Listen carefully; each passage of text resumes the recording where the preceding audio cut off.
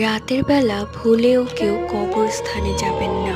এই ঘটনাটি ঘটেছিল এক কবরস্থানের দারোয়ানের সাথে। তার ডিউটি ছিল রাতের বেলা।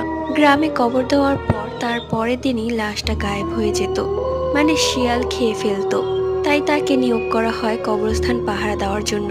তার কাজ ছিল রাতের বেলা দু একবার হেঁটে দেখবে যেন শিয়াল কোনো কবর থেকে লাশ উঠিয়ে খেতে না পারে। রাতের খাওয়া দাওয়া শেষে তিনি হেঁটে দেখলেন কোনো শিয়াল নেই। এরপর তিনি যখন ফেরত আসবেন ঠিক তখনই পেছন থেকে একটি শিয়ালের ডাক আসে। সে ঘুরে দেখে একটি শিয়াল, কিন্তু শিয়ালটা একটি স্বাভাবিক শিয়াল থেকেও অনেক বড়। একটি নতুন কবর, যাকে আজকে দাফন করা হয়েছে, তার লাশ উঠিয়ে খাচ্ছে। শিয়ালটা অদ্ভুতভাবে মানুষের মতো বসে সেটা খাচ্ছে। দেখে মনে হচ্ছে এটা কোনো অদ্ভুত কিছু। দৃশ্য দেখার পর দারোয়ান সেখানেই অজ্ঞান হয়ে পড়ে যায়।